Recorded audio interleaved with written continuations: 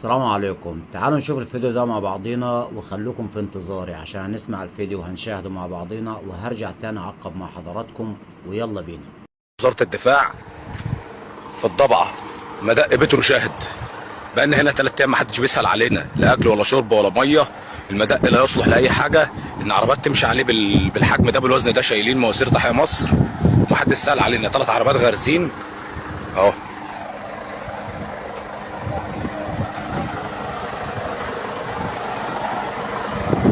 ومحدش سأل علينا ولا حد جالنا. هنموت هنا من غير اكل ومن غير شرب. درجه الحراره عاليه جدا والعجل غارز اهو.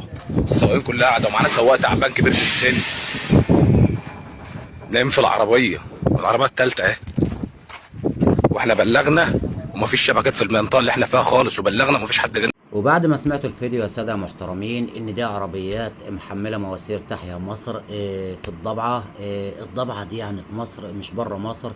الاستاذ بيناشد القيادات ان احنا اتصلنا بالنجدة وفي نفس الوقت احنا ما عندناش شبكة. يعني اتصلت بالنجدة ازاي وما عندكش شبكة ازاي؟ وازاي انت بتصور فيديو وبتنزله على التواصل الاجتماعي؟ وده تقريبا يعني الفيديو ده يعني مختصر الكلام، ولكن الفيديو مدته يمكن معديه 7 دقايق وليهم اكتر من فيديو.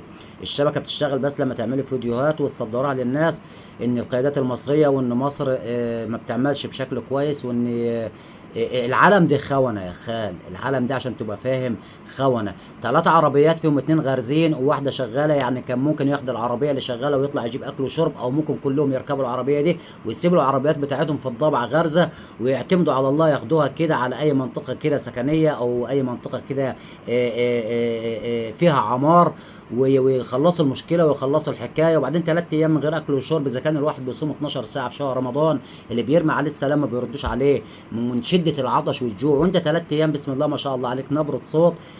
للأسف الشديد يعني رسالتكم واضحة وباينة وصريحة ومعروفة، ودايما بتبقوا فشلة في الأداء بتاعكم دايما، حتى في التخريب مش عارفين تخربوها.